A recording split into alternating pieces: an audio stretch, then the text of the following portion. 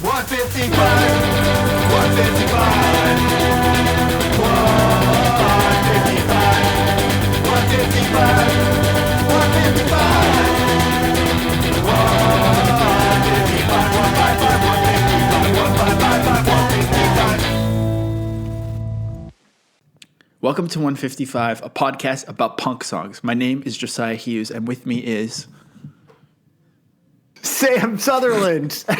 And this week we are talking about, I loved your sort of like 2000s hardcore monologue voice. I'm still trying to find myself in terms of my hosting. Now that we're more of a slick thing. Yeah, I want to do like the boxing voice. Yeah. I can't even. I don't even know if I could do it. This is going to become your voice reel. This is going to be how you're going to get all kinds of highly lucrative voice work in the future. This week we are talking about grades. A year in the past, forever in the future. The sort of song title that only comes from the best era of punk, emo, hardcore. I mean, just a real perfect time capsule in so many ways. Josiah, before I work my way through towards my feelings about this particular song and how they affect my feelings about this particular band, do you like this song? I mean, right before we recorded, you couldn't remember what it was called, which is quite reasonable. But yeah, it's a bit of a mouthful. Really know. It's a lot to just sort of fit in there. It's not the hook, and I don't really know what you think about Grade because we've talked around them a little bit in the past, and this hugely influential band, but also in many ways like a very local band to kind of the part of Ontario that I'm from. So as a, Scottish Albertan by way of BC. Wow. When you put it that way, I'm really a mutt. Yeah. Yeah. Just, this podcast is about platforming diverse voices. It's true.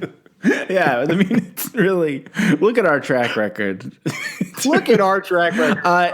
I think, when I think of punk and hardcore, I think of myself as being from Vancouver because for me the definitive era of my life in terms of going to shows and like solidifying my beliefs about taste regarding this stuff and what I was into. That happened at Sealand Hall in North Vancouver, and it happened at Douglas Rec Center in Langley, and it happened at Messaluna in Vancouver. It happened at those places, Langley Civic Center. I mean, that's just where all these things were kind of solidified in concrete forever. And I feel like there is this divergence. There is like an East Coast, West Coast thing with late 90s, early 2000s punk and hardcore. And Grade to me sounds like a Toronto band to me. Whereas the bands that I liked in Vancouver were like sassier. And I know I've talked to people before who've said that like Vancouver vocalists always were more like yelpy and sassy. And whereas I think Ontario and this corner of the world vocalists were more kind of gruff and like macho sounding in comparison to the yelpy wimps of Vancouver. So to me, this always has sounded... That's a totally fair assessment. That's interesting. Yeah, like to me, this sounds like kind of... And then I associate the Vancouver or the Toronto bands with like having like pronounced sideburns or like, I mean, I know this guy has all kinds of shit going on all the time. I mean, yeah, king of the burn. Yeah, like he's really worked it. But so I'm trying to think of like, I can't even think of what would be the Vancouver equivalent of this band. I mean, around this time was when DBS was like pure emo phase, and I think that's exactly what I was going to say. Like, not even sound wise, but I feel like in terms of sort of like reach, impact, but also like how long their shadow is in a particular region. Yeah, but I think also around this time, probably in Vancouver was like the era of amazing core, and this was like Reserve 34, which became Go It Alone, and Blue Monday, and all these kind of bands were like they're like the kings of they're literally the kings of like sort of merch hardcore of that era. And so I think again, like that kind of stuff was more like it almost like if you listen back to Go It Alone or Reserve 34 now, it sounds like it's emo kids trying really hard to play hardcore, whereas this music sounds like hardcore kids trying to be emo. So again, I just feel like it's this yin and yang. Yeah, so damn, we should totally wrap up the episode here. That was yeah. So you're right. For whatever reason, my only memory of Grade is just like kind of thinking like, oh, this is kind of too macho for me or something. And I think I heard some of it, but I was just like, their jeans were too nice, and I didn't think they were cool when I was like 14 or whatever. And that's all I can think of. Like, I don't really have an experience, but then hearing this was like, something about the guitar in this was reminding me of something, and it's just making me fucking lose my mind, and I can't think of what it is. It sounds like a CanCon radio hit or something that they're like, din, din, din, it. And I think that kind of like stabbing guitar. Oh my God, is it Matthew Goodband? Is that what you're thinking of? Yes! Doesn't it? Yeah, you're thinking of Load Me Up. Jesus fucking Christ. It's because it's like in the context, I only hear Grade because it's like so like in my brain. But you just singing it, that's the Load Me Up hook. Yeah, so it reminded me of that. And then it kind of sounded like the chord progression seems like they're doing like they stole the Where's My Mind lead and then turned it into like this herky-jerky emo lead. All of this is to say, like, I totally get it. I get the appeal, and I think it's really interesting, and it's pretty sick. And honestly, I saw somebody somewhere in the Discord talking about how this song had, like, a butt rock part or whatever. It is in that perfect zone where this kind of, quote, melodic hardcore was literally just Creed higher. And I'm saying that with the utmost respect and praise, because I fucking love that. But it does have that kind of grooving, melodic Creed feel. So ultimately, like, I get why you like it, and I'm pretty excited to talk about it. I'm down. Like, sign me up. I always like wondered why, Creed resonated sometimes the way that it did. Like, not all of it, but the hits. And it's because, this is like a really sick Creed song, along with other sick Creed songs. And also it sits up there with one. Your friend Kyle from this band, he does kind of have that like he's to me, I think when I was younger, I was like, this guy's too handsome for me to be into this band. Like I've always resented handsome people who play punk and hardcore. I always felt like they should be doing other things. And I remember this like local paper in Vancouver one time said that The Hand was the ugliest band they've ever seen. And you were like, that's what we were trying for. Like, well, or at least it's just kind of like, okay, that's the zone I exist in, being ugly. So I don't want to watch some guy who's like good at singing and hot and well groomed. Like, it just feels wrong. It feels like he's scamming us right now. I mean, I think he should have kept the dreads, because once he started doing cool stuff with his hair, like the video for this song is a lot of like, check out our handsome singer. So he had, they started off being like sounding like Integrity. That's what I'm reading. Oh my God. Josiah, the journey of the Bish of Grade, the places that you and I are going to travel today. So excited. I'm ready. Even you saying that it sounds like Where's My Mind is interesting, because I was reading something today in my sort of minor amount of prep for this episode, where Kyle Bishop talked about how he was always just trying to sing like Frank Black. And that's where that particular sort of style of delivery that he kind of like invented in a lot of ways. That's kind of like, was just, I don't want to be this person who wanted to be indie, I don't want to be egotistical, but I can't believe I listened to the song for the first time 5 minutes ago, and all the boxes I've just checked off. Feeling pretty good about it right now. Because they were hardcore kids playing like mid-tempo emo. The bands that Kyle Bishop was in before Grade, like he was a founding member of the Swarm. And this is actually something that I don't know, but like how much did, I guess, like pre-cursed Chris Callahan band, did they tour out west? Like, were those important bands like Left 4 Dead and the Swarm, or are those like, again, kind of more regional, the East Coast? Like, I feel like I should know this, but I actually really don't. Like, is Chris Callahan a big deal to you? No, but I think that influence has seeped into Vancouver more and more. And like obviously also I was just like an annoying nerd from the computer going to shows. Like I wasn't necessarily. Those are the exact people that are obsessed with Chris Callahan. Yeah, like that's who I am. You know, it's true. I think West Coast people were obsessed with revered visual artist Andy Dixon and people like that, and more into like Orchid and Screamo and The Locust, and then maybe eventually getting into things like Dillinger Escape Plan or American Nightmare or whatever, and then Amazing Core. But I think that like kind of the like dark evil metalcore kind of vibe didn't really come into play until I guess like I mean I don't know. I feel so out of my element talking about this, but I feel like maybe a band like Baptist exists because of Cursed. Cursed. Yeah. No, I don't know that sounds right to me. But in terms of make a bunch of people in BC annoyed. Yeah, but when I was younger, I didn't really like get the vibe that that's what everyone was into. But yeah, I don't know. I feel like when I was a kid, like I remember the titans of the local scene was like the band Burden, who were a straight edge band that were like internationally known and like kind of I felt like more tolerated. The Java Joint was the venue that I also another place where I sort of honed my biases about music. But yeah, I don't know. The Java Joint was so sick in Surrey. Yeah, I don't know if Left 4 Dead or The Swarm played in Vancouver. I know Cursed definitely did, but I feel like I remember seeing them with Mare and Terror and Converge, and that was like I think it was a big deal that they were playing it because people were like, "Oh shit, these people are legends." But it wasn't. I don't remember them playing much before that. I feel like Monine was the band that was always coming out to Vancouver. Yeah, but even that I think like is later, right? So like all of these kind of pre-cursed, pre-grade bands, again, like Swarm Records came out on No Idea. Like the videos that you see online of them are all from like U.S. tours. Like it's always like.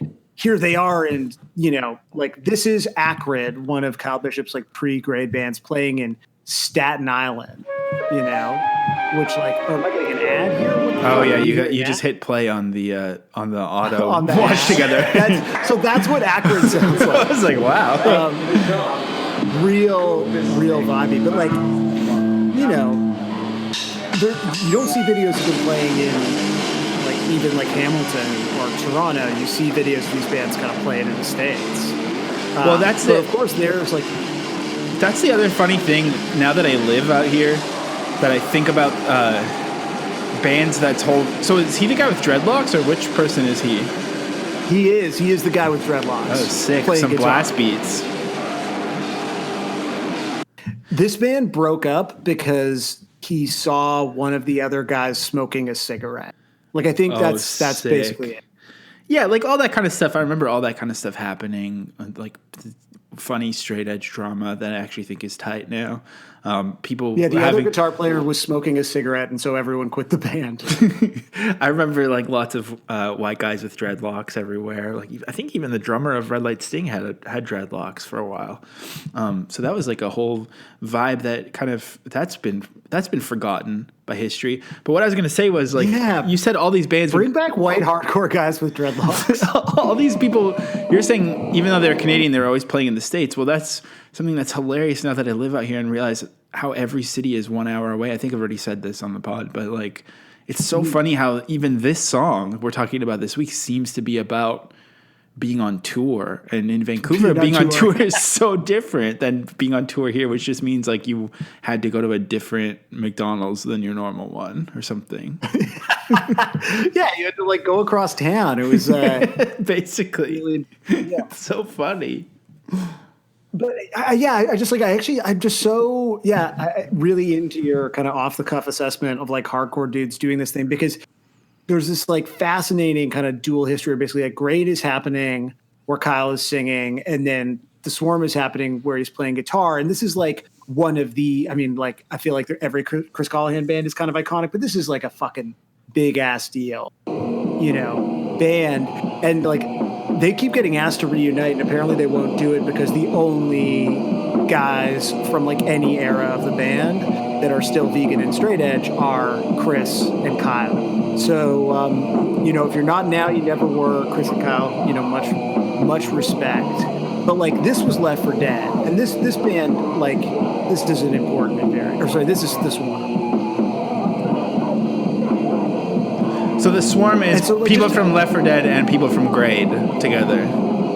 Yeah, it's like, all these dudes from like a handful of different kind of, hardcore bands from that era. But the primary thing being that it was sort of members of Acrid and Left 4 Dead. And then Kyle's doing Grade at the same time. And so like the early Grade stuff is like super just like, integrity-ish, like really fucking noisy, mean-spirited, kind of violent hardcore. Isn't it fun? And you're right, I don't think a lot of like fun bands at that time. Everything was like mysterious and violent and like poetic, and people's idea of a joke. Like it's funny when like even in terms of like what would a sense of humor have been in this era, and like literally it was No Warning and like the Final Solution demo.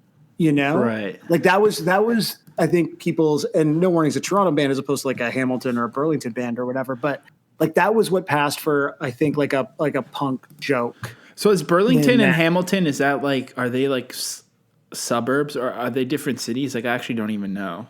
Yeah, so like basically, and it's so funny like when you read stuff now because all of these bands acted like they were from Hamilton because Hamilton was like a cool like kind of like rough and tumble industry, like it was a steel town, and Hamilton's not a suburb. Hamilton is like definitively like its own city. Its population is over 200,000, so it's as big as Pittsburgh. But it's like, a fairly, it's a medium-sized city, but it's down the highway like by an hour from the biggest city in the country, and sort of like Toronto sucks up so much fucking oxygen that like it does sort of exist as like an appendage, like in a sort of cultural way of thinking, not in reality. I feel like I'm talking myself into a pretzel. Yeah. But Burlington is like way more. The weird thing is that then Burlington is like way more of a like, well-to-do suburb. And like, I've not traced the exact lineage of all these people, but there's a real mix of people who are like from Burlington, but then like claim Hamilton. And then like eventually everyone just moves to Toronto anyway. And then they move back to Hamilton. That's sort of okay. Because I'm getting like even just like kind of looking at their Wikipedia and zoning out like it's a magic eye.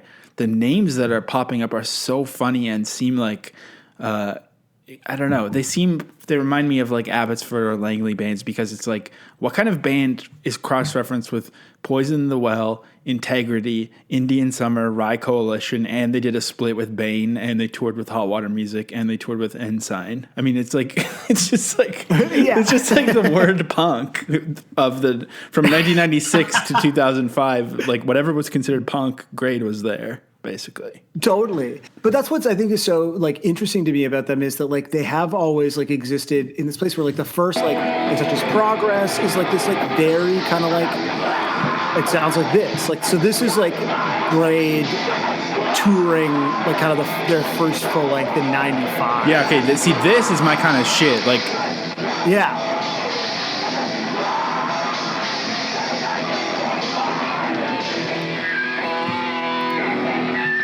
Yeah, like this film. The reason that I even grabbed all these videos is I was like, these are like, I feel like we get into some real like Josiah type stuff here. Yeah, take your pants off. This is like before skinny jeans. So it's true. Yeah, this is like exactly my kind of shit back then. Right? Like Converge petitioning the Empty Sky era as well. Yes. Like that kind of like. Totally. It doesn't even sound like anything. There's no like specificity. It sounds a little bit like metalcore and a little bit like screamo and a little bit like metal and hardcore. It's just it's just kind of like a pure energy in a good way. No, did you like this stuff like at the time? Like when look at you and I think we're both about 10 when this particular show happened. But like I feel like it's only really in retrospect that I can appreciate this because for me like Grade really starts with the next record, which is like where like all the pop stuff starts coming in. And like this shit, like I remember when I was like getting into Grade, around the time of the single that, we're doing for this episode, it was like going back and listening to that and being like, oh, this is fucking sick. It's like a darker, more fucked up version of the thing I already liked. And then going one record back and being like, what the fuck is, like, I just had no point of reference for it, yeah. You know? Well, I guess it's funny too, because I like talking about this era of music and specifically Toronto music or your corner of the world music. Like, I genuinely have like a feeling of fear of admitting that I don't know these things, because I feel like this is the ultimate era of like the trivia knowers, or feeling like the gate. Like I feel like a poser talking about any of this stuff compared to anything else for some reason, because I feel like this is the ultimate era of like stat fact checkers and stuff, which is so funny. It totally is, because bands are like, just, I was thinking about this. I think it's because we've been watching that Amy Poehler Riot Girl movie, which is just absolutely awful this week, like in little increments. When you say watching it, you're describing the way someone would watch several episodes of a show. So yeah, I assume it's not really just like kind working of for you. Dipping my toes in and then leaving. But there was a band mentioned, and I couldn't tell if it was fake or not. And then I also finished the book Talking Animals that I shouted out last week, and there's a mixture of real bands and fake bands mentioned. And I've just kind of been thinking about how, like, what is a band? Like, this is such a stoner thought, but it's such a made up thing. Like, it's just like four people just decided, like, okay, this is our brand for this particular thing. And then it just becomes real, but it's like, it still is this kind of like wishy-washy thing. And sometimes you can change out a member and then it's not a band anymore. Or sometimes you keep the same band name forever, or sometimes there's no original members left in a band. So I feel like bands in general are like fake in a way. I don't know. Am I stoned right now? I think you are. When you're describing the ship of Theseus, right? Is that this is like our Death of the Author moment? Yeah, I think so. Yeah, the ship of Theseus, right? Where, like, you have a boat and you replace one part of it and you replace another part and you replace another part, and eventually it's all new wood. Same boat? Philosophers have wondered this for a long time. Well, I was also thinking about how, like, the concept of a band and a name and the record label on it and the band photo, like when we were kids and we didn't have access to everything, you just kind of would build up what the band would be, and you'd be like, damn, I wish I could afford that record, because I bet you it's going to change my life and be the best thing I've ever heard. And it was probably just like pretty mediocre and boring, but not having it. And then the concept of branding, of naming a band, made it this hyped up thing. So I don't know. All I'm trying to say is, like, I do feel nervous talking about this specific era, because I feel like it's the most like policing of not having memorized the liner notes era, which is just so funny and stupid. And the reason I'm saying this is because you asked me if I like this era of music. And I think it's because I like Integrity, not because I've heard Integrity, but because I've heard all of the Christian bands that ripped off Integrity. And so that last Grade video just reminded me of like some Christian metalcore bands like Strong Arm, or even this band called Grace Like Winter from Winnipeg. Like, it reminded me of that. So you know what's funny though? I get completely what you're saying, and I think it ultimately, all scenes are like just often very, very small collections of people, and so the character of those individuals, and usually the sort of character of the loudest voices in the room, tend to be the defining characteristics of that community. And so, because the cool people or the cool bands in this part of the country were all like very serious, tough but still poetic, straight edge guys, like that was what was cool here. And so that's like one thing, because that's just like, okay, then you just have a lot of bands that sort of sound like other bands. That's sort of normal. But I think like how those scenes subsequently are gatekept can really affect how comfortable people feel like kind of jumping in and interacting with them. And I think in particular with this sort of like era of Southern Ontario bands, there are a lot of people around these bands, they're not necessarily in these bands, who are like the very definition of gatekeeper pricks.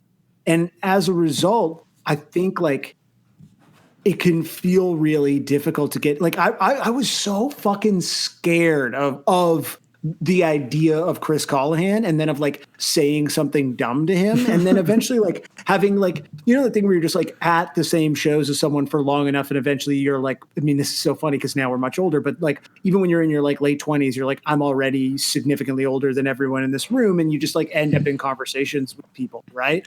Like, or like when the very limited amount of touring, that I've done compared to other bands, like, one time, like Burning Love, like a post-Cursed Chris Callahan band was playing Fest, and it was just like, oh, seeing someone from Toronto and Florida, you just end up kind of hanging out. And like, he's the most like nice, like, normal person, but everything that existed around him like built him up into this like terrifying deity, right? Right. Or there are people that I'm not going to name who still do maintain the king of the scene attitude as they get into their 40s. And then it's just like everyone hates them. You and I are talking about the same people. Yeah. And it's just like after a while, it's like you're just literally like a failed high school football star at this point now. Like everyone moved on. There's never going to be a Hall show ever again. So you don't need to be the king of the Hall show anymore. Well, and again, like there's something really precious about like a band being a band being a little bit of a secret, a little bit hard to get into. And then there's something special about being the person to invite someone else into that world. Like I think of being into Grade, not knowing shit about the Swarm, and like someone, being like, oh, you have to listen to Parasitic Skies, which is a record that Kyle doesn't even play on, but it was like, you have not heard this band, you have to hear this band. You're like, oh, this is like fucking coolest thing in the world. And there's like an element of like, I'm giving you something secret and hidden and cool and I've made these connections because also if you're talking about the like late 90s, early 2000s, all of this sort of family tree information wasn't available. So you needed someone to say like, oh, these guys were in these two bands and those two bands are important. And just them saying to you that it was important kind of perpetuates that narrative, which is like, again, valuable. Like if punk as a community sort of is based on all of these like whatever weird little like traditions and the sort of like passing down of sacred knowledge. And I think it can be that. And that's really cool. That is also a really important way of like building, definable community. But I do think what sucks is like when those roles that are like necessary, also just like very fun, are filled by people who are pricks about it. And there are like legitimately like 2 or 3 people I can think of in this city who sort of have appointed themselves as like keepers of the flame. And they're like, at best, like rude to a lot of people, And it's like, okay, cool. So then like, if you're just, if your default reaction, again, this is like general gatekeeping, but if your default reaction to someone not knowing about something or mispronouncing a fucking name is to like make fun of them or call them a fucking pose dog, which is like what happened to me all the fucking time because I'm a huge pose dog. It sucks, right? It does nothing to like bring people into the world of what are ultimately just like fucking band. Everything is an invention, but like, you're right. I mean, it's like money is an invention. Borders are an invention. Like, of course, bands are an invention. We all just agree to imagine that they are like things in the world that we are able to invest like, emotional value in. Yeah, I do think it's still cool to like keep things a secret or like be a bit of a prick about it. But then I don't know. It's still, I guess it's like the funny thing about this vision I have of Ontario music of this time is that there's that level of gatekeeping and being a prick, but also everyone seems like they're like kind of a rock star that wants to be playing in an arena. Like I can understand wanting to keep it a secret if it's like a dingy basement show band comprised of like nutritionized little like that to me seems like it should be kept a secret, but this is all like guys with giant belt buckles like flexing while they hold the mic. It's just such a funny sort of paradox. It's a great era. And no, and honestly, like that to me was always, I didn't feel it with these bands. Like I never felt that with Grade. And I think like, that's partially because by the time I got into them, they had already made like switch to very deliberate pop. And so it was like easy to just get into them. And then they were individually like very nice. Like I remember the first time I saw them live emailing Kyle because he had been talking about reading some book on stage and like I couldn't hear it, but I also just like wanted to email the band and like it was like, hey, you talked about a book on stage. What was the book? And what was it? And he was like, "Oh, honestly, I forget, but thanks for the kind, like whatever I said about the band. You guys were sick." Oh, I would love to know what book it was. Yeah, totally. I mean, I would just let that email. I could find it, but to me, it was like they were always and Kyle Bishop, who has this like very like I think like really compelling preening swagger, like, and the way it gets deployed now, like when you watch the video for this song, it's like there are times where you're like, this is all a bit much. And when you watch the way it gets deployed in like contemporary kind of grade reunion shows, it's so sick. Because like just watching someone be confident on stage and like be sick is enjoyable. Okay, so right? hold up. So this band started off as like integrity worship, and then he wanted to start introducing pop. At what point does this song enter the thing? And this is like their hit?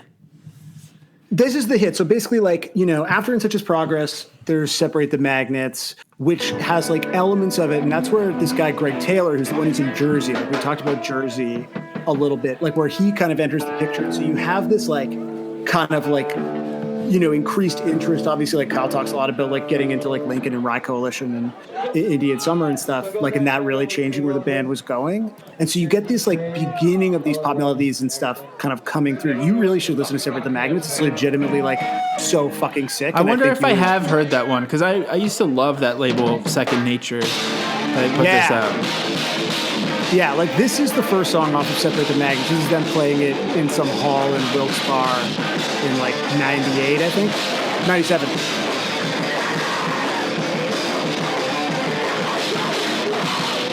Yeah, this is absolutely my shit. And like this has then this like gigantic anthemic super melodic finale too. Like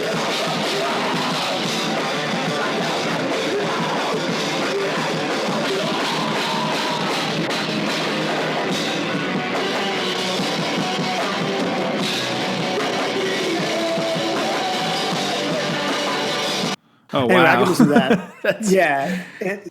That's very melodic. It's good. That would have been too melodic. Melodic when I was young. When like I would not have wanted those two things to meet when I was younger. That would have been too far for me personally. But. Well, and that's it. And they were really the first band like doing this fucking thing. Like there was not people doing the full like integrity and this full kind of like honestly like contemporary pop punk thing. And then they start doing it a little bit on this EP. It alienates a bunch of people because they're mad that they're sellouts. Like people heard exactly what you just heard and went, ooh, no thanks. But then they end up signing to Victory, and that's where this song comes in. This song's on the Victory album, which has such a classic looking album cover of this era. Right? It's so that fucking time, right? And it also, I mean, fuck, I can't wait to design this for the Bandcamp compilation, but it's just got to be, just going to turn that into a Blue Yeti, obviously. Hell, oh my God, it's perfect. But this song, like even on this record, this record doesn't sound this poppy. Like this record is just like a little bit of a step further. It's still like discernibly a band that maybe like used to be a hardcore band. This song is like so far in one direction to the point where they literally didn't play it until after they had broken up and reunited. The song we're talking about this week? Yeah, they never played it live until they reunited in 2012. Because the actual fans of Grade hated it so fucking much, and the band hated it so much, and they were so embarrassed by the video, they were just like, fuck it. It didn't, like, MTV2 apparently played it quite a bit. It got played a lot, I think, on like the Wedge and stuff here, but it like didn't work. Like whatever the gamble there didn't pay off, and clearly they were so amazing. So this song was like a miniature Suffer Survive, the No Warning album. It's like 100%. They were swinging for the fences. It's just the Greg Norrie, total sellout record. So it's just I'm just going to read this because it's from an interview that he did about this a couple of years ago. But yeah, Black Sheep of the album. We hated it along with this video. Never played the song live until 2012. Jimmy Eat World and the Juliana Theory released songs around that time that had very similar riffs, and theirs were better. I had no idea that anyone cared for the song until we put it on the set list. The crowd went mental. And sort of goes on to describe like how it was sort of a weird one, but now when they play it live, it fucking goes, because it's the thing that introduced a lot of people to the band, but it's like in that complicated era of like it's sort of the hit, but it's like not even the hit. Was it on the radio? I don't ever remember this getting played on. And like if I don't remember it happening around that era, I feel like there's no fucking chance. The thing, at least like meaningfully, like on commercial. I'm kind of understanding the song more as you talk about it, because even just if you look at the lyrics without, like, I just have them open on Genius, it is like it's written like a 17-year-old writing a hardcore song in his bedroom, and then it feels like they had like these hardcore lyrics that they just tried to turn into a pop hit, but there's no like discernible chorus, and the intonation of the singing is super weird. So it kind of does make sense to me that it that makes me like it more. It's like this janky attempt to write a pop hit that it is being done by people who mostly play integrity worship in halls. Yeah, and we've talked about this before. I think people all the time say like, "Oh, we try to write a lot of big pop hooks on this record," and then it's just like just because you start singing melodically doesn't make it a hook. And this is again, I think, what everyone who ripped off Grade kind of missed, which is that like when Kyle sings, it fucking rocks. Like the fact that they stumbled into writing this incredible pop song, even though, it doesn't sort of feel natural. Like it's a little bit like this dog walking on its hind legs. It's like the dog is walking on its hind legs and turns out that it's amazing at ice skating. It's so fucking cool that this is what happened. And that's why they can play this thing live and people lose their fucking minds. Someone shared on the Discord a video of them playing it at Fest 11, I think. Which like I remember being at. I remember being in the pit. I like tried to find myself in the video and I couldn't do it. But it's like, everyone is like losing it. And these are the people who like probably, 15 years ago would have taken a shit on the song as like the sellout song. But like the fact that it didn't work probably helps. And like everyone likes a pop song. Like there's sort of nothing wrong with it. Yeah. That said, obviously kind of doing a different, I think it's a totally different recording of it. The one that appears in the video, like that is not good sound. Like that's pretty bad. So what's the deal with that? It was on like, why is there two different versions, and why? It even sounds like it's in a different key, maybe. Yeah, the one that's on the record like has Kyle screaming on it. Like it is still kind of like discernibly a Grade song, even if it's sort of slowed down and like just way more at the sort of pop rock end of things. And in the radio edit or like radio mix, there's like different guitar parts. There's this like whole new vocal hook at the end, and there's never really any screaming. Then that's really where I can imagine people who are just coming to it and sort of look for this video. This is ostensibly like, this is the most played song. This is the great hit. Hear him go, just like when beautiful. And like, you don't get the sort of catharsis of the scream that breaks into the loud part of the song and he sings it. It's fucking bad. And it just sort of gives you a different like sense of what kind of song you're listening to. But for you coming to this fresh, like, what did you think of these two versions? Well, the first, like one more or less. The first version I listened to on YouTube, and it was just a cropped image of the album cover. And seeing that photo of that mic, I was like, hell yeah, fucking like early 2000s. Flimsy. I think I associate it with like my friends who had zines and would always have like promos from back then, or like they'd be like, oh yeah, this record label sending me a bunch of CDs to review for my zine if I just put like a 2-inch ad in there or something. So it just maybe it was giving me all kinds of nostalgia, and so I loved that one. And there was like a pretty hilarious comment on the YouTube video. Maybe I can find it, or is this the music video version? Great. What's it called? Grade, a year in the past. Someone was like, a year in the past, forever in the future. So on this upload, someone has written 7 years ago. They wrote, I was a wild youth on my way to the streets with nothing. My cousin married one of the coolest guys I've ever met in life, and I quickly looked up to him. He told me there was more in life than being a punk and getting high all the time. He was the reason I graduated high school. My last day of high school, I came home to find out he was killed in a car crash. I was devastated. This song was the first thing that processed in my brain in the midst of the chaos. It just made sense, which is like such a journey that seems to have nothing to do with the song. But I just thought it was interesting. Yeah. It's like so sad and also so funny to be like, I was on my way to the streets and then my cousin married someone who taught me that I shouldn't be punk. And then it made me think of this punk song. You know, it's just like kind of a perfect YouTube comment, really. That really is. Also, this seems like a good time to mention because, you know, a car crash, quite tragic, that Kyle Bishop has prevented someone from dying in a car crash.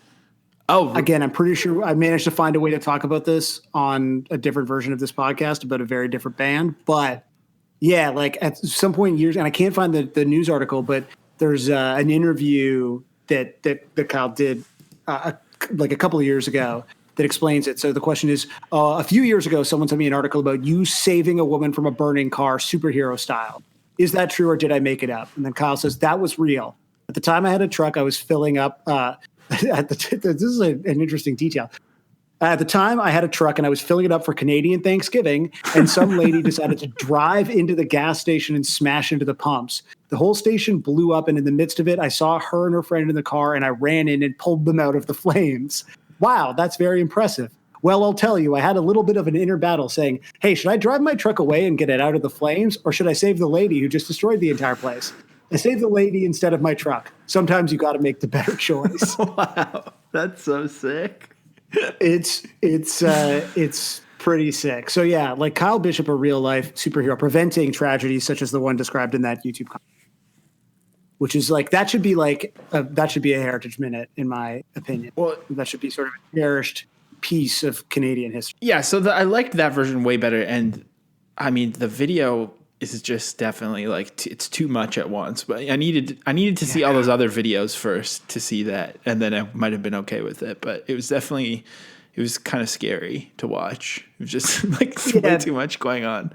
And you know it's funny. Well, I wondered about doing another song, and I kind of thought like I think this is the one that lets you kind of like figure out where this band like I don't know sits and what they meant. Yeah, they're a very interesting like mess of a band. It seems like I am more compelled now than I have been in the past because it seems like I love when it's like a guy who's in hardcore bands and is like king of the scene, and it's like he always is just wanting more. He's like got this like power pop itch, or like he wants to figure out how to write like you know. I guess it's just always pop. It's just always they secretly just wish they could learn how to write the perfect pop song. And then that tension drives them forward. And then they always have like so many interesting bands. All of them totally. Fake. I think,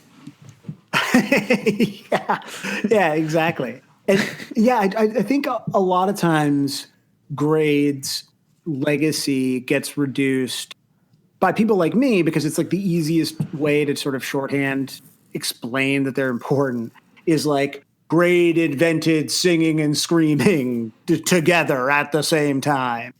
And that is true, but also like that's not a reason for someone like you to ever bother listening to it.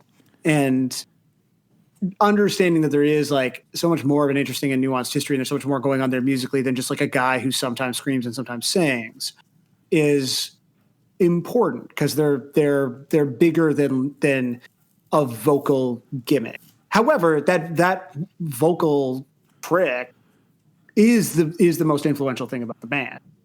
Right. But I guess like who cares? Sometimes it's like, does being influential even matter, or is it better just to be sick? Damn, the age-old question. I know. Exactly. I mean, I guess it depends, right? Like, is also where does being influential get you, you know, in your life versus where does being sick get you? And the interesting thing about Grade is like all of the bands that ripped them off and kind of didn't do it as well. Like a lot of them made a really, really good living at it, you know, whereas Grade kind of fell apart and, you know, got back together and fell apart and got back together. And you know, I don't think it's been like a straight line for them. Although this is important. One of the guys that joined the band for like the last record, the one after this, which is like kind of metal and honestly quite sick, but it sounds like fucking trash, is this dude, Charles Bonas, who ended up playing in Avril Lavigne's band and produced 24 Karat Magic.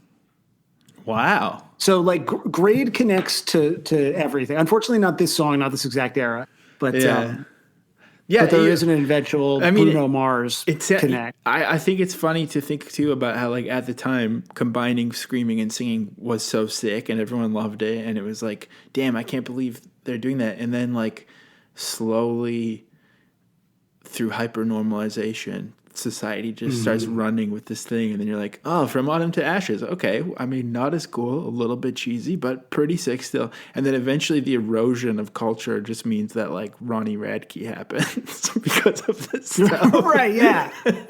Well, that's not his fault. Well, and I mean, that's true of any idea, any interesting idea. It's particularly true of this idea, you know? and I think it sucks because, again, what happens is when people like me perpetuate this notion of like that being the most important thing about this band, you're sort of like, okay, cool. So you're saying this amazing band led directly to Ronnie Radke. And I'm telling you, yeah, that is what I'm saying.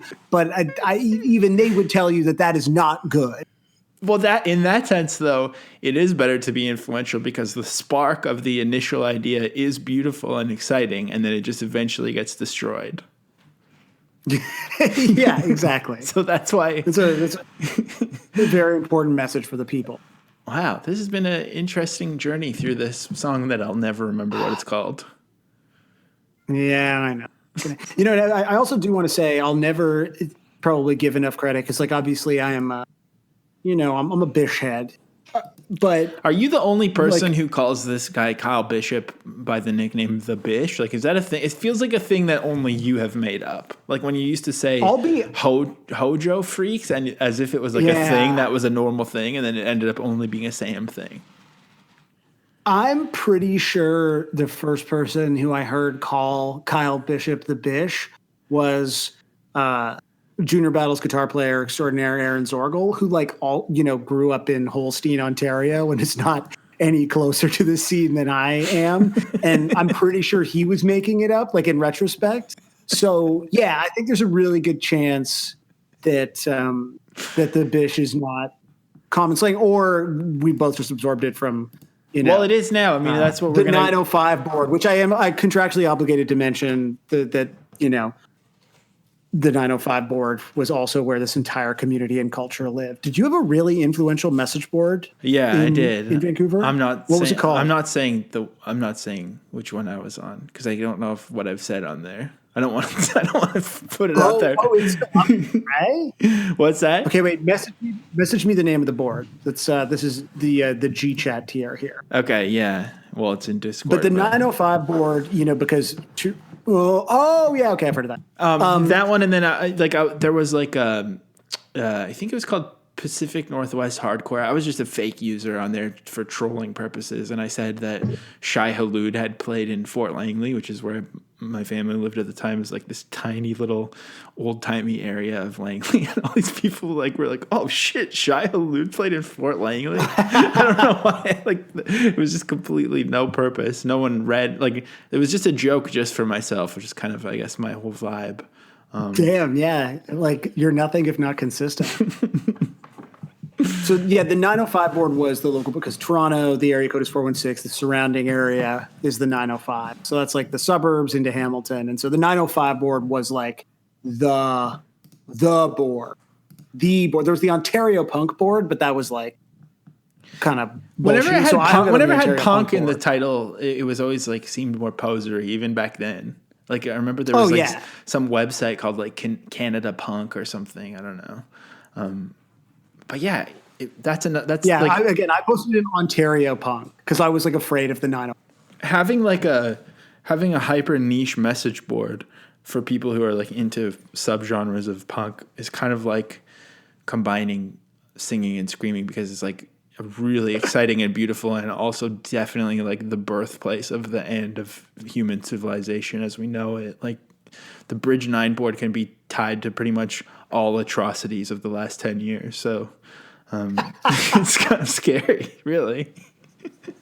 Dude, what's the deal with the Bridge 9 board now? Because it's just a separate entity. Well, they deleted the whole thing a few years ago because so many legit alt-right speaking so many alt-right figureheads were from there, and that fucking guy, rap guy, what's his name again? That awful guy that was popular for a few years. You know, I'm talking about that blonde guy. He looks like Yellow Wolf, but he's like awful rap guy. I mean, he's friends with Travis Barker, and he's like a. And he's not Yellow Wolf? No, but MGK. Oh my God, what the fuck? I can't even remember his name now because he's so like rap influencer. Rich 9 Ford rapper. What the fuck is that guy's name again? He has like a podcast and he's dating a porn star, I think. And he's blonde. Are you talking about Travis Barker? No. No. I literally can't remember. We've talked about him on the pod before too. Sorry, man. That's how much he's fallen off. So before we get into, niche covers, there's one cover that I didn't even know existed that, just looking for some live videos or whatever of this, I felt like I had to play, and that is the Dashboard Confessional, proving that this is like an extremely Sam Jam. Dashboard Confessional covered this? Yeah, on like a tour EP or something, like in the late 2000s. Honestly, a great showcase for my boy Caraba's incredible pipes. This does sound like a Chris Caraba kind of song. Right? Yeah, like now I'm just like, oh, of course I like this. But I'm hearing the Matthew Good Band a lot in it too. Oh my God. I can't believe that's, yeah. But I mean, I think that song came out after. Let me check that actually. Okay, it's that video where Lil Xan says this club shit is funny. It was on. I know, I can tell you from experience. I'm playing it at one. This is a nice cover. This is a really nice cover. So, this guy. Okay, open this video while we're listening to this. The guy in this video with the hat. No, they all have hats.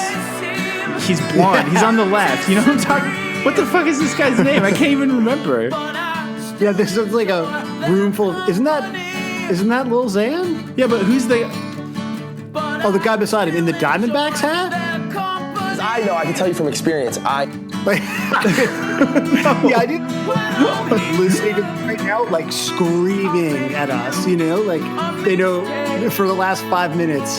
Like when I kept calling the guy who has like all the face tattoos on the left. He's from Bridge 9 Board, and he was like a Is that Lil Xan? Yeah, the little boy is Lil Xan. The guy on the left was like a rap influencer. What the fuck is his name? Adam 22. Like Adam 22. Adam 22. Adam 22. He's from the Bridge 9 Board. He's not a good person. So that took me so long. Maybe cancel culture is real, actually. Holy shit! Yeah, the system works. Literally couldn't think of the fucking guy's name.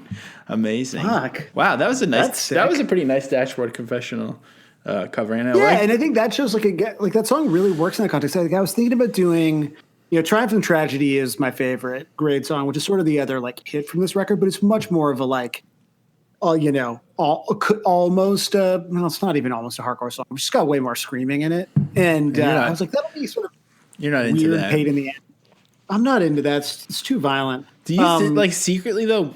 Were you actually like not a fan of all the screaming because you couldn't make out the words, and then when they started adding singing, you were like secretly like, oh, I can get into this. I'm willing to bet that this is. I mean, the first time I heard Grade was I heard Under the Radar, and so because it had screaming and singing on it, like that was probably the gateway for me. I don't think I liked a band with screaming before. Fair. Like without melodic vocals, I only like. Well, I could not get into it because you didn't have the songs from the Penalty Box compilation or any of the songs. I think that was the problem. So yeah, Grade really convinced me that I could hear screaming and this was like Grade. I do really credit with like, we've talked a few times about Blink-182 as a gateway, but for me, like Grade represents this like very important moment of like getting in to that album and like feeling cool listening to it because like I didn't know anyone else who like knew who they were, and like I had it on my Discman. It was like one of those things where I was like, I wish someone would ask me what I'm listening to right now because they wouldn't know what it is, and that would be so fucking sick. Because I guess I've always been a prick, and then I remember like hearing about Rotate This because I'd never been to like a real downtown record store. I'd only ever been be in Music World at the mall, like going in to rotate this for the first time, and they had Exclaim magazine by the door with Grade on the cover for the record after this. And so it was like, okay, so this fucking store that is the coolest place I've ever been in my entire fucking life has a free magazine by its door with a band on the cover that I thought I was the only person in the fucking world who knew. And like, that like changed everything for me. That was like when I started like trying to write about music. Like I interviewed the very first fucking interview I ever did was with Kyle Bishop for that record for like a Friends with the Bish. And I lost the recording. I like imagine if you had that for this. That'd be so sick. It would be so painful. Do you think I would have been in grade 11? But it would have been grade 11. Imagine if you listened to it and it was the exact same as what you're like now. You're like, oh shit. I don't like that at all. All right, well, let's get into covers because I want to hear some other people's shit, and then we got to watch some fucking movies. Yeah, we're watching. So if you're listening for the Bish, then I want to let you know that another fella who left his imprint on a generation of youths is someone named Tom DeLonge, and we're gonna watch his UFO hunting show behind the paywall. So if you go to patreon.com/155pod, then you can watch along with us. But first, some covers. I'm such a good host. Right. Up first, we've got a name I love. But wait, Josiah. Oh, what? If I wanted to submit a cover, how would I do it? What, Sam? I mean, you specifically to be honest with you, because you're recording the Patreon episodes, for you specifically, it'd be a lot easier you would just have to listen to and I would tell you on Monday. Listen to what you have to say. You asking me this question has made it so much more complicated for the dear listeners at home. For the unwashed masses, what they'd have to do is sign up at Patreon, borrow your mom or dad's just credit card. Patreon.com/155pod. Get your parents' permission. Expiry date way in the future. You want a credit card that never expires. Yeah, make sure you know the little 3 numbers on the back. They're going to ask you for that later. And then you sign up, and then you listen to the longer version of the episode. You don't listen to the short one. You're not going to know what song it is. Don't cover the song that you've already seen has come out on the main feed, because that one's already done. You listen, and then we'll say what song it's going to be. Usually it's by a white man, to be honest, but hopefully again, that's going to change. We're trying to platform diverse voices here, so different kinds of white men, New type of guy dropped, and then then you do all that, and then you'll have access to the Discord where people will give you stems of the song if you want. There's a whole community there, and then you can there'll be a website where you can throw it in, and then we will listen to them together, and we'll talk about how sick they are. And for almost every name, we'll say, oh, I love seeing this name on the list because it's usually so good. And that's what we're going to do now. So I love to see Bozo Nightmare because it's such a good band name. Here's Bozo Nightmare with a cover of this song, which I don't remember what this song is called still. I only recently realized that Bozo Nightmare is a Beck joke. It's Beck? Yeah, forces of evil in a Bozo Nightmare. Oh shit, that's true. Oh my god, this is so good. Fucking lovely. This is a time. Oh yeah.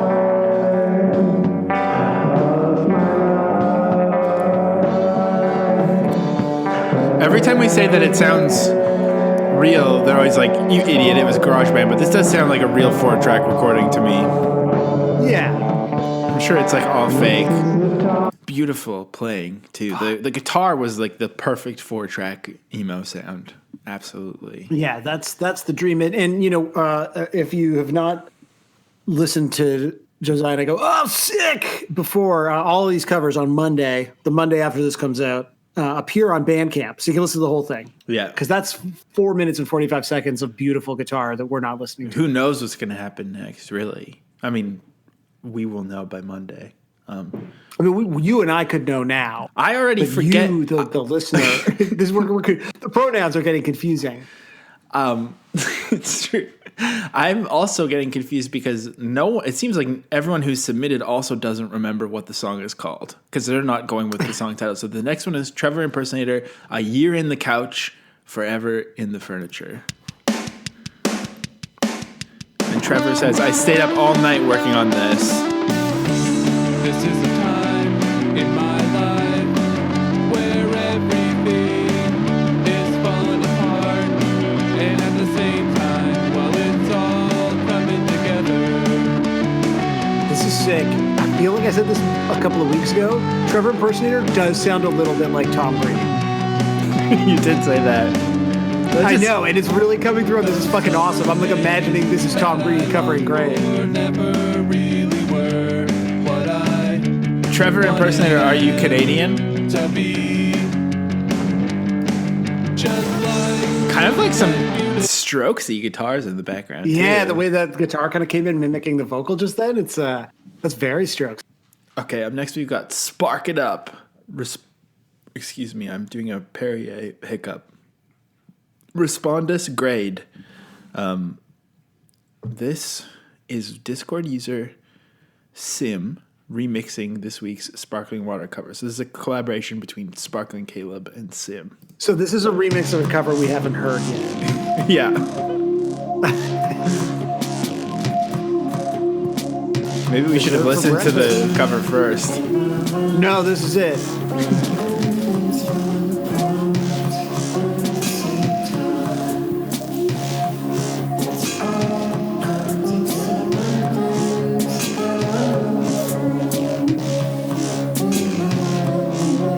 I love the drums. I love when someone makes their computer sound like it's doing a drum circle.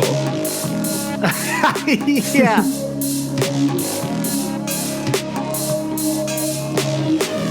Nice backmasking going on too.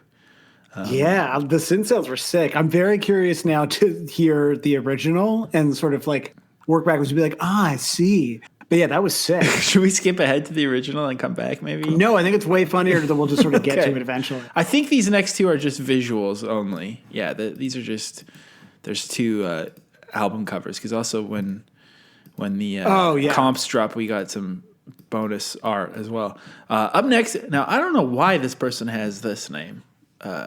It's Shawn Mendes's lawyer's best friend. I'm not sure. I mean, has Shawn Mendes ever come up on the...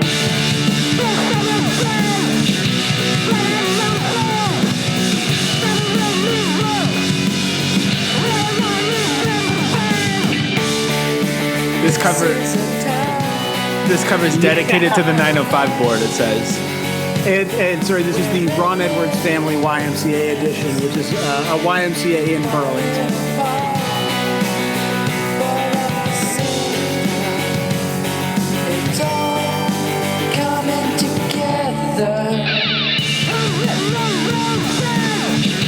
Yeah, there it perfectly captures the sound of an era, but just in reverse. Oh, that's awesome. Cute. Have you ever been to Ron Edwards Family YMCA? No, like one of the weird things about growing up in Etobicoke is that, like, you know, we were like literally connected to Toronto. Like, you know, it was a suburb, but you know, we have I very proudly say 4 whole subway stops.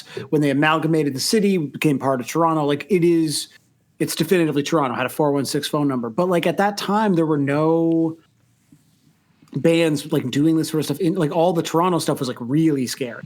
Was there like an like Etobicoke hometown hero emo band?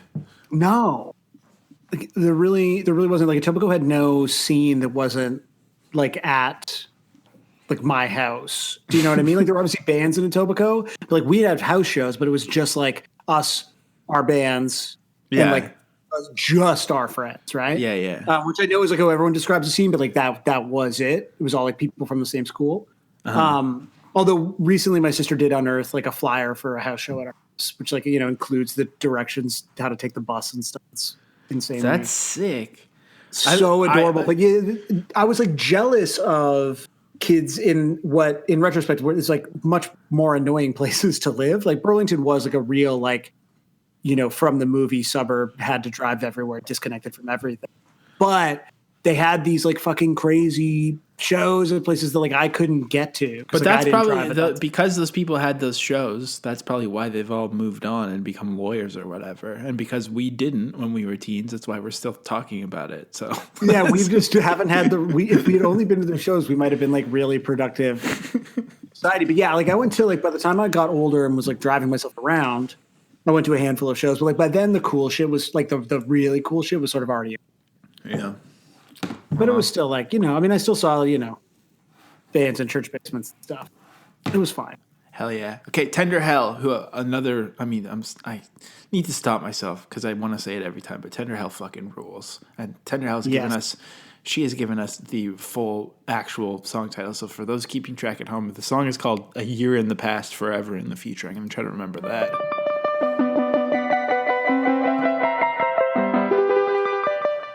This is a time in my life where everything is falling apart. And at the same time, it's all coming together. The way I was describing the way the lyrics are written as being so haphazard is kind of like working with making it into a modern internet pop song. Yeah, totally. Like it feels very organic like this. Oh, yeah.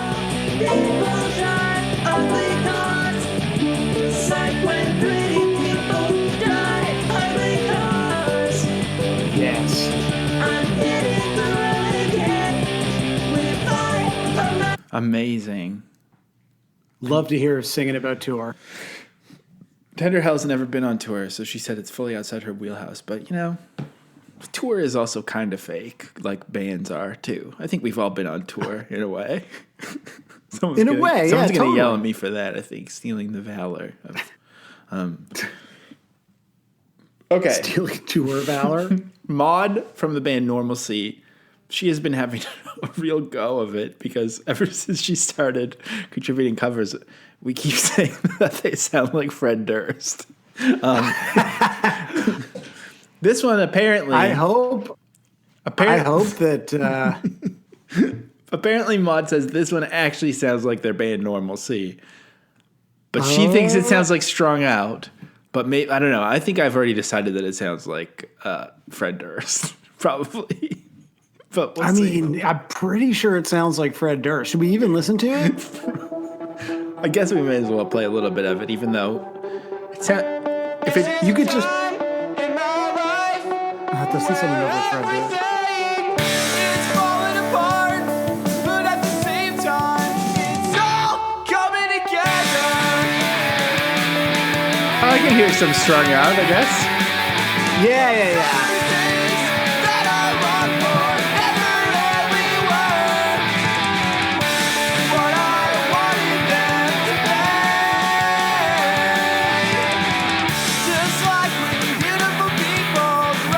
No, there's no Durst in there. I'm a little disappointed in you, Normalcy. No, that was way more strung outy than Dursty, but maybe next time you could meld those a little more. That song does work. There's really, not enough rap punk happening in this world since Zebra had bit it. I definitely don't understand the band Strung Out, and I've never really heard them. And I don't even know if I know the difference between them and Good Riddance, if there is a difference. But I do feel like those two bands seem like what this era of great, like it feels close, those kind of things. No, because like Strung Out was like our more like they're like a full on like skate punk beat band. They were not like they were coming to it from like a skate punk place. Whereas like great, like again, in terms of like where you get to on this stuff. And like they had some, I guess like Matchbook is like slower. I just always think of Strung Out as like always being like, no, but I guess what I mean is this song feels like the original grade song of what we're talking about this week feels like a band that would have normally written a pop punk song like that, but they're trying so hard to not do the punk beat. And so that's right. Yeah. Like everything possible to not punk beat. Okay, here's the original Sparkling Water one that was covered by Sim earlier. Pushing out from this moment of a disaster just in time. This is a time in my life. Again, you have to listen on Monday because the panning going on right now But at the same time, it's all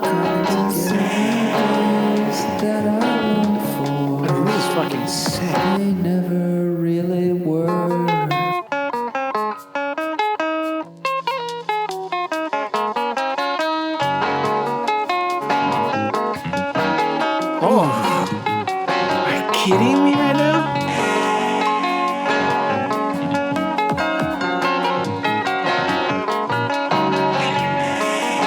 I just want to live in this one.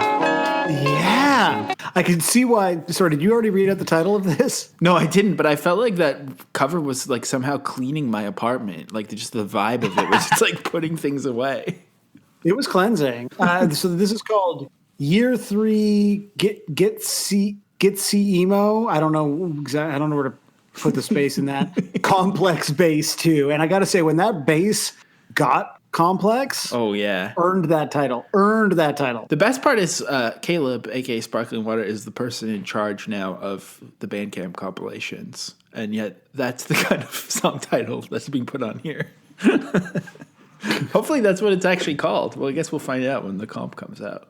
I hope so. That bass deserves its place of prominence in the title. So being that we are in prime CanCon territory this week, Be Left, the kind of remix shit poster, continues to hammer home something to do with the WE charity.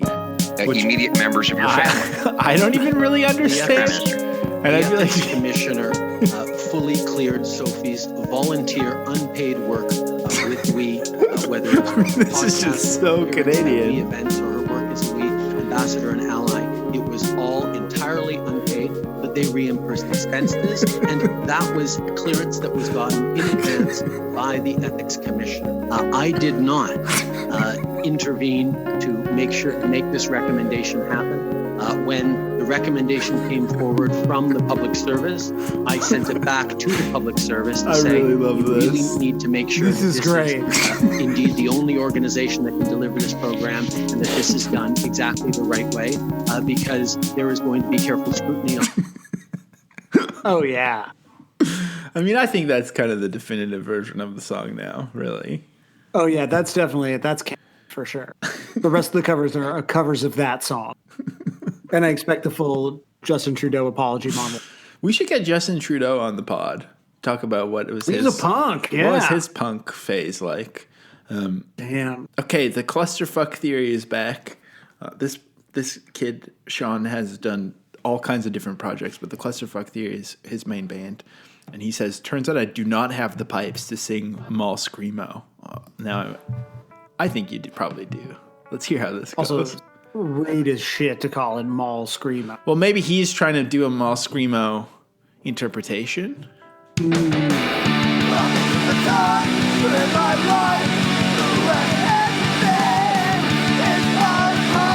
this is working for me. I think it is Mall Screamo, though, but like... Well, yeah, I guess as you get older, you realize that the mall version of things is the best version. Because you can go to Orange I like Julius. this a lot more than I like the Orchid, you know? Yeah, exactly.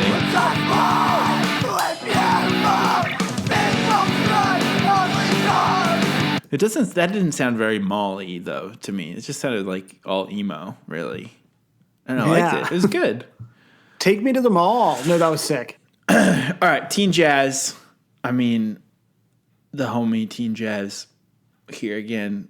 This one went through a bit of a journey, Teen Jazz writes. It started off with some hardcore vocals, which really wore down my voice after a while, so I totally pivoted to a Bright Eyes, First Day of My Life kind of song, as inspired by the opening line. By this point, it was getting pretty late, so I used the Bright Eyes chord progression and tuned it down to fit my tired vocals.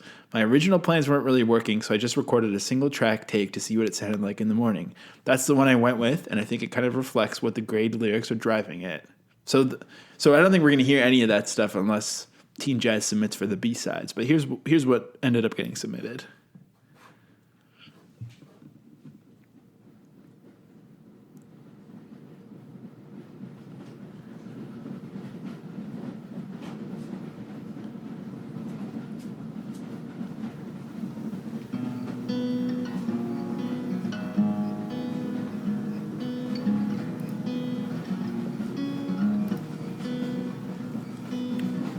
This is a time in my life where everything is falling apart, and at the same time it's all coming together.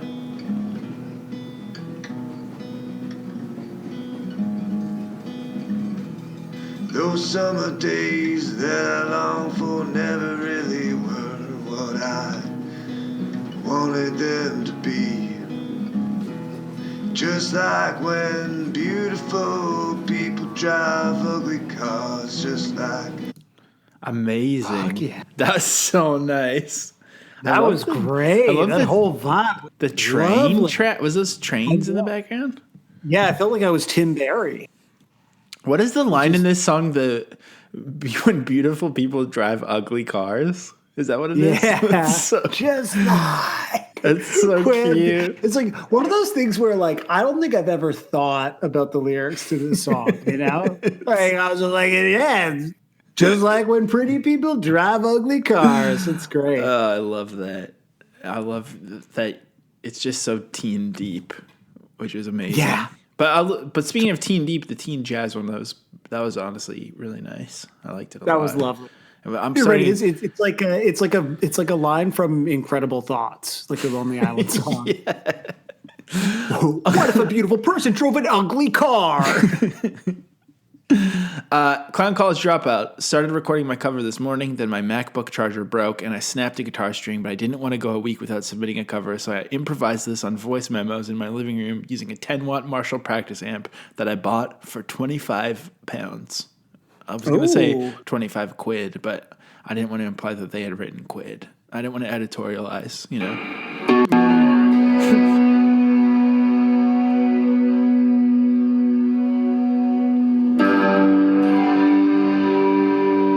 Oh, this sounds sick.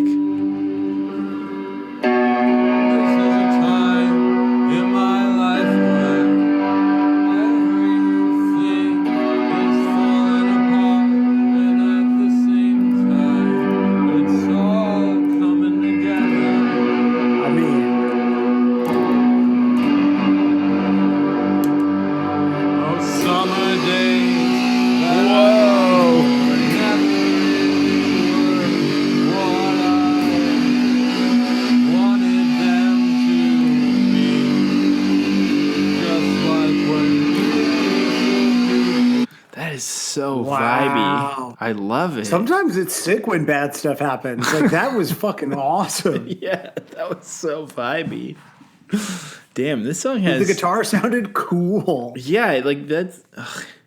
It sounded like something someone would do on purpose. Maybe more people need to buy a 25 quid 10-watt Marshall practice amp. Okay, this is going to be something Sam likes, I think, because it's called Soothing Campfire Emo Punk Rock Anthems is the username. A field recording of a blackberry burn pile near a creek at 9 p.m. and a cover of this song. Okay. I'm loving all the field recordings on these. Sounds there are, yeah.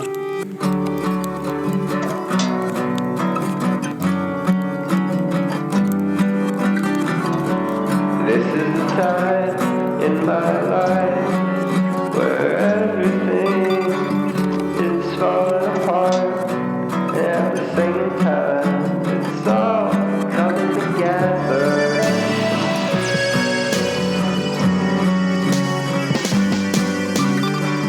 Those summer days that I longed for never really were what I wanted them to be. Just like when beautiful people drive ugly cars. It's like, honestly, that could be a Modest Mouse lyric too. The beautiful people driving ugly cars. It's really good. I love this song now. And that was like, I was thinking it was going to be full on like fest vibes, but instead it was like fest and then some deep internet shit too. So yeah, totally. That was fucking sick. Respect. Teenage Stan Club just writes woof with this one. So now I know why.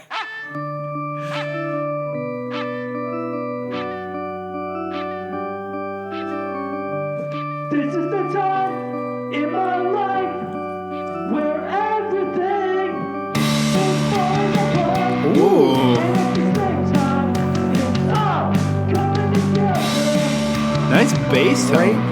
That was like bass first.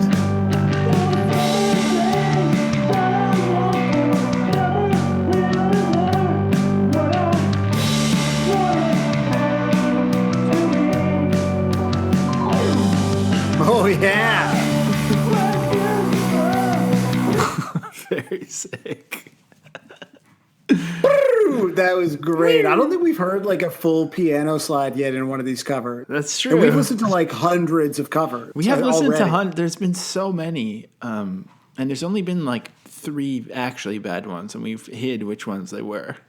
So you have to listen back through all the episodes. That's astonishing. Yeah. There's only been 3 times, I would say, that we've lied. I mean, not in our lives. I love the evil thing of just making everyone listening think that it's about them. You know, and if you're thinking it's about you, it definitely is. Yeah, I'm kidding. Or is he? You'll have to. Ooh. Maybe we'll tell you behind the paywall. Yeah, we're going to talk some shit this week. Okay, Burnt Lands featuring Shoes Robinson. Burnt Lands says, "This is my first submission, but they've got a heavy hitter of Shoes Robinson, baby. Shoes is on vocals and doing the solo and the outro. So Burnt Lands doing all the other stuff."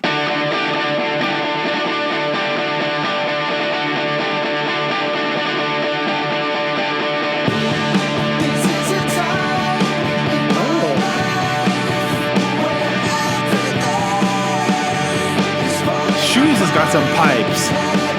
Shoes has pipes. The guitar here is fucking great, guys. Yeah. Because I saw a lot of people in the Discord trying to figure out like the chords. There's like a lot of room to fuck around here.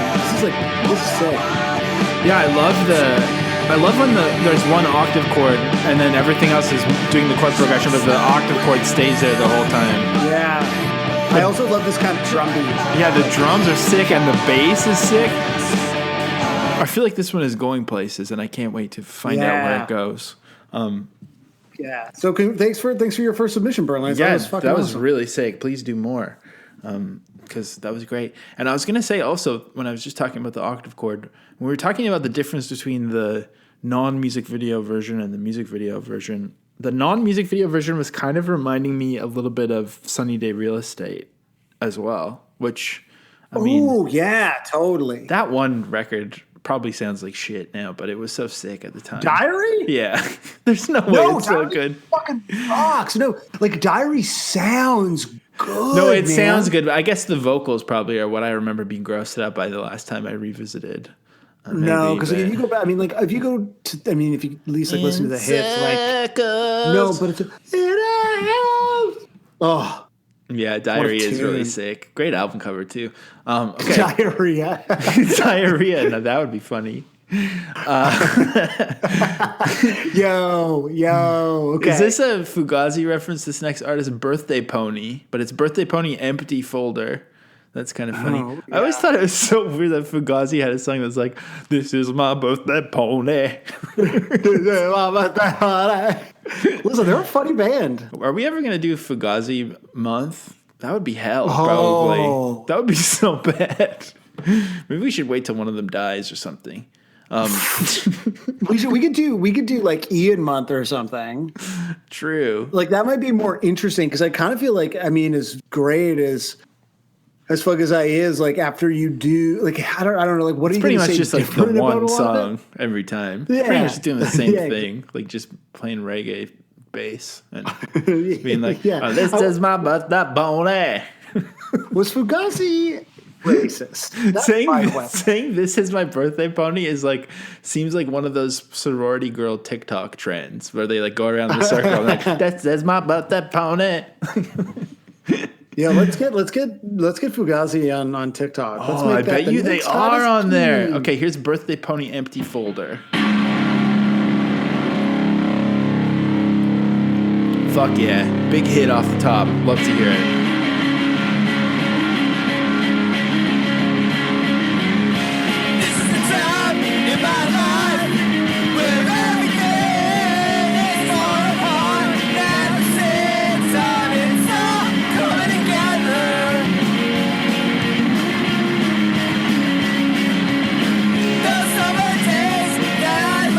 This has the energy of those Hall Show videos we were watching earlier.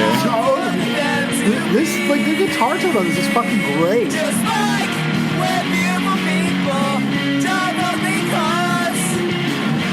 Yeah, like all songs should just sound like that. The way they were playing the octaves there, it's like that's all I want. That sounded that's all I want ever. That sounded a lot like a hall show. Oh, sorry, I just put a Doritos ad because I was clicking what they said. Shout out to this video, and I know I saw that too. Yeah, and then it just played a Doritos Queen ad, so that really ruined that moment. But this is a punk rock free drum loop that they use in the background. Damn, but yeah, the guitars and the singing, that was so sick. I really did feel like I was at a hall show. Up next is Lil Grade. This is an emo rap cover of the song. Let's fucking go.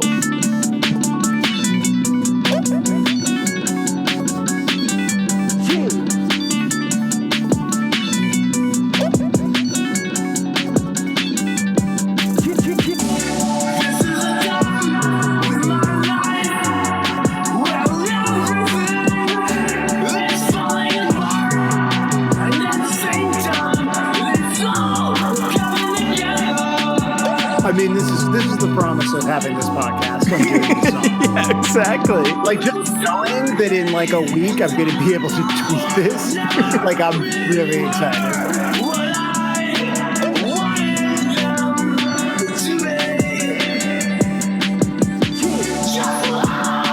Is that the original vocal track or is that? It definitely is. That's amazing. Which like we haven't heard. I know you meant usually like someone shares, somebody named Untitled in the Discord. I don't know who they are though. Like, I'd love to give you proper shout out, but thank you for making the stems every week. Yeah. It's so because then you end up with something like that, which like I'm just. It sounded like because it had that like screaming, and it sounded like kind of like if a German person was trying to do emo rap. Like it had this weird kind of like. It also like really reminded me of like Broken Side. Yeah, I was like, oh my god, I just accidentally invented crunkcore again. Yeah, it's true. Okay, second to last, we just heard Lil Grade. Now we got a great note here. Now we got a little baby on the track. Baby Tyler, back at it again. This might be actually, I'm going to let you read the note because this is for you. Yeah, it's for me. This might be the most Sam song I've ever heard. Checks all the boxes. Driving, having many best friends, making mixes and having a sore throat, presumably from screaming inside out. Absolutely, Baby Tyler. This is a time in my life where everything's falling apart. And at the same time, it's all coming together. And those summer days I longed for never really were what I wanted them to be. Just like a beautiful people drive ugly cars.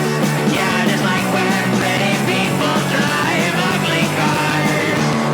Now in a room again, I'm my best friend. Okay, but it really works as a Baby Tyler song too. So maybe It really does that with that boom, the heavy part there. maybe we all have a little Sam inside of all of us, just waiting to get out. You know, maybe that's the real lesson. Sorry, does he say when beautiful people drive ugly cars and then repeat it and say when pretty people drive ugly cars? Like, yeah, he wants to make sure that you've got the point. what's the difference between beautiful and pretty? I guess is one question I have, but something to think about. Pretty is like superficial, whereas like beauty is real. But both of them make him mad when they're driving ugly cars, or I guess. Is he mad about it? Just make him think. It makes him think.